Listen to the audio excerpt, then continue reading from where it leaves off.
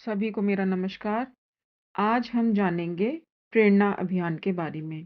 प्रेरणा अभियान क्या है, कब से शुरू होगा और किस प्रकार से इसके अंतर्गत हमें कार्य कराने हैं। इसकी विस्तृत जानकारी आपको इस वीडियो के अंदर मिलेगी और यदि इसमें कुछ कमी लगती है या आप लोगों को इसके अंतर्गत और कुछ जानकारी चाहिए, तो मुझे कमेंट बॉक्स में ज़रूर लिखेंगे। यदि वीडियो अच्छी लगे तो लाइक और सब्सक्राइब ज़रूर करें। चलिए, अब आते हैं हम प्रेरणा अभियान की तरफ। प्रेरणा, PRERNA, प्रेरणा। इसको फुल फॉर्म कहते हैं pregnancy registration and early childhood education and nutrition awareness. यानी प्रेरणा नाम जो दिया गया है वो बहुत सारी चीज़ों को मिलाकर दिया गया है। इसका एक शाब्दिक अर्थ है जिसको हम हिंदी में कहेंगे गर्भावस्था पंजीकरण और प्रारंभिक बाल्यावस्था शिक्षा और पोषण जागरूकता। ये विशेष अभियान 19 जनवरी से 19 फरवरी 2026 तक चलाया जाएगा, जिसके लिए विभाग द्वारा दिशा निर्देश जारी किए गए हैं। जैसा कि आप इस पत्र में देख सकते हो कि सभी उपनिदेशक बाल विकास परियोजना अधिकारी को दिशा निर्देश दिए गए हैं कि किस किस प्रकार से ये कार्यक्रम आयोजित कराने हैं। अब हम जानते हैं कि इसकी थीम क्या रहेगी। प्रेरणा अभियान की जो थीम है वह है शाला पूर्व शिक्षा, मजबूत भविष्य की नींव। एक बार फिर से सुने, शाला पूर्व शिक्षा, मजबूत भविष्य की नींव। यह इसकी थीम है।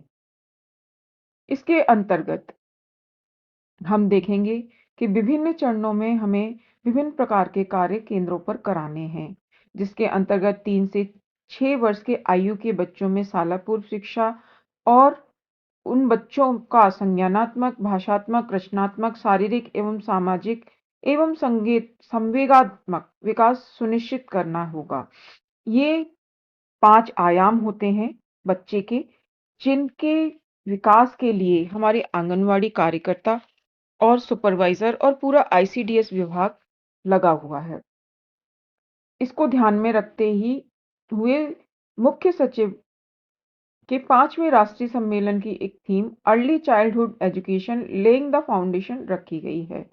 Annual statement of education report 2024 की रिपोर्ट के अनुसार राजस्थान में 3 से 4 वर्ष के आयु के जो बच्चे हैं वह 45.1%, 4 से 5 वर्ष के 36.8% और 5 से 6 वर्ष के 19.1% बच्चे आंगनवाड़ी केंद्रों में शाला पूर्व शिक्षा हेतु पंजीकृत हैं।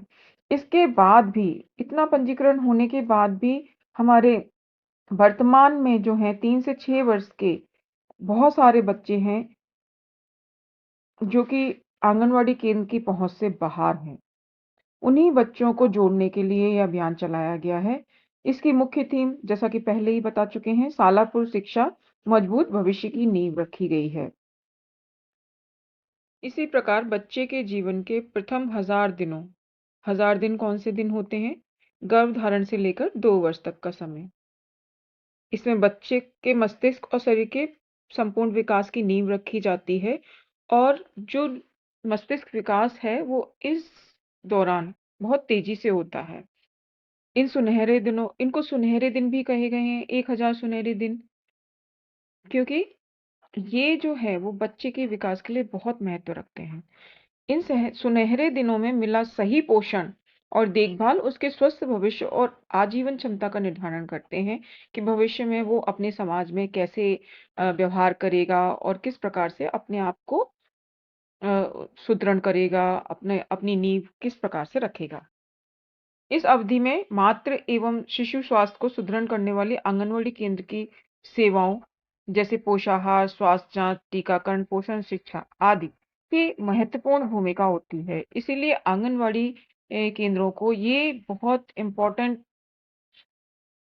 जिम्मेदारी दी गई है।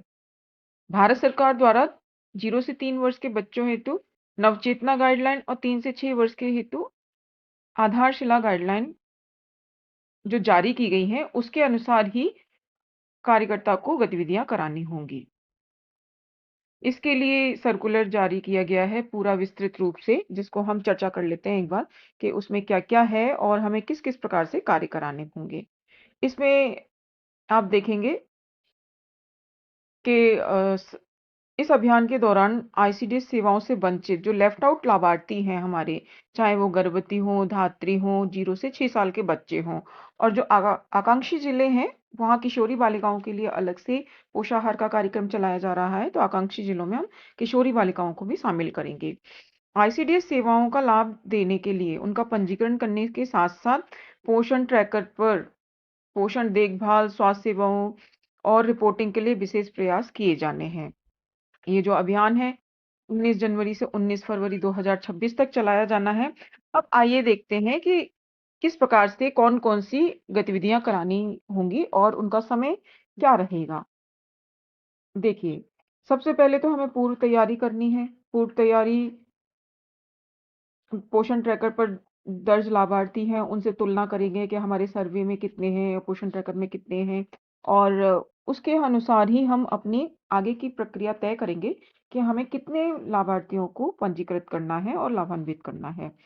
19 से 29 जनवरी 2026 तक का हमारा प्रथम राउंड रहेगा, यानी प्रथम चरण रहेगा। तो प्रथम चरण कब से कब तक रहेगा? 19 जनवरी से 29 जनवरी 2026 तक। इसमें क्या कार्य रहेंगे? हमारे मुख्यतः इसमें कार्य रहेंगे 19 जनवरी से 29 जनवरी तक हमारा प्रथम चरण रहेगा, फर्स्ट राउंड। तो इसके अंतर्गत हमारे क्या कार्य रहेंगे? मेन कार्य की तरफ हम चर्चा कर लेते हैं। तो हमारे जो मुख्य मुख्य कार्य हैं वो रहेंगे, सभी पात्र लाभार्थी जो कि लेफ्ट आउट हैं, यानी छूटे हुए हैं पोषण ट्रैकर में, जिनका पंजीकरण नहीं है, उनका पंजीकरण करना होगा। और आभा आईडी बनानी है, तथा 3 से 6 वर्ष के बच्चों की अपार आईडी बनानी है, और जितने भी लाभार्थियों को पोषण ट्रैकर में पंजीकृत किया जाए उनका एफआरएस करना है। और जिन जो एलिजिबल कपल हैं, जिनकी अभी शादी हुई है, तो उनसे हम कांटेक्ट करके कहेंगे कि जैसे ही गर्भावस्था हो तो शीघ्र गर्भावस्था पंजीकरण कराएं। इसकी ओर हम जानकारी प्रदान। प्रथम चरण में ही 30 जनवरी को हमारा जो मुख्य कार्य रहेगा वह यह रहेगा कि पीसीटीएस से तुलना करेंगे कि पोषण ट्रैकर पर पंजीकरण कितना है और पीसीटीएस पे हमारी गर्भवती महिलाओं का पंजीकरण कितना है। इसकी एलएस जो है वो केंद्र वाइज समीक्षा करेंगे कि कितना पंजीकरण हो गया है और कितना छूटा हुआ है। इसके लिए हमारे जो पीएमवाई का भी ले सकते हैं कि पीएमवाई में पंजीकरण की पूरी लिस्ट दिखती है, पंजीकरण की नहीं, जो हमारे पात्र लाभार्थी हैं, जो भी गर्भवती महिलाएं, पूरी लिस्ट आपके गांव के अनुसार दिखाई देती है, केंद्र वाइज दिखाई देती है। तो उससे हम तुलना कर लेंगे कि उसमें जो पात्र हैं उनको फॉर्म भरे जाएं, और जो पात्र नहीं है उनको वहां से हटाएं। तो इस प्रकार से हम केंद्र वाइज पोषण ट्रैकर पर पंजीकरण और पीटीसीएस में पंजीकरण की तुलना करके, और जिस केंद्र पर पंजीकरण कम है उसकी हम सुधार करवाएंगे। इसके पश्चात द्वितीय चरण के अंतर्गत आपका आता है 31 जनवरी से 9 फरवरी, सेकेंड राउंड, है ना। तो सेकेंड राउंड में क्या करना है? ये कब से कब तक रहेगा? 31 जनवरी से 9 फरवरी तक। इसमें हम ये सुनिश्चित करेंगे कि पोषण ट्रैकर पर पंजीकरण से कोई भी लाभार्थी ना छूटे। यानी सर्वे में जो भी आपकी लाभार्थी हैं, चाहे वो गर्भवती हो, धात्री हो, है ना, और आकांक्षी जिलों में किशोरियां हों, और आपके 0 से 6 वर्ष के बच्चे हों, तो वो कोई भी जो सर्वे के बच्चे हैं वो पोषण ट्रैकर में भी दर्ज हो सकें। इसी द्वितीय चरण के अंतर्गत हमारा जो अगला फेज है, इसमें हम क्या कार्य करेंगे? 10 फरवरी से 19 फरवरी 2026 तक। तो इसमें हमें मुख्य काम क्या करना है? पोषण ट्रैकर पर जितने भी बच्चे दर्ज हैं, अब सर्वे से मिलान करके हमने पंजीकरण तो कर लिया। अब पंजीकरण के पश्चात जितने भी बच्चे उसमें पंजीकृत हैं पोषण ट्रैकर पर, उनका वजन और लंबाई करेंगे।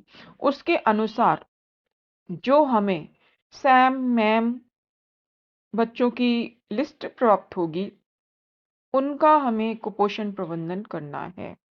यानी यदि कोई सैम बच्चा है, उसको रेफर की आवश्यकता है तो हम उसे रेफरल की सुविधा देंगे। यदि कोई सी मैम यानी कम्युनिटी बेस्ड अगर किसी का कुपोषण प्रबंधन किया जा सकता है तो हम उसके अनुसार उसको सलाह देंगे और सभी सैम मैम बच्चे के लिए आवश्यक कार्य करेंगे। साथ ही पीएमएमबीवाई और ट्रिपल एमपीवाई के लिए योग्य लाभार्थी जो होंगे उनको चिन्हित करेंगे और पीएमएमबीवाई के ऑनलाइन फॉर्म भरवाएंगे। ट्रिपल एमपीवाई के जो भी आवेदन प्राप्त हुए हैं उनका हम सत्यापन करेंगे। ये हमें करना है 10 फरवरी से 19 फरवरी 2026 तक।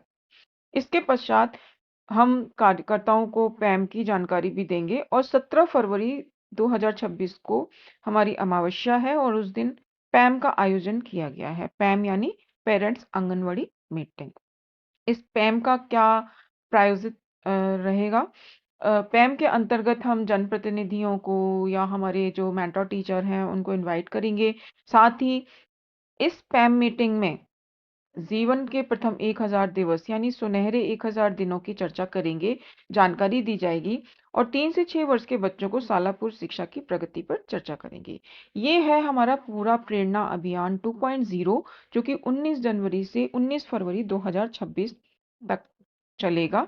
अगर जानकारी आपको अच्छी लगे या वीडियो मेरी पसंद आए तो कमेंट बॉक्स में कमेंट जरूर करें, लाइक जरूर करें। Thank you very much.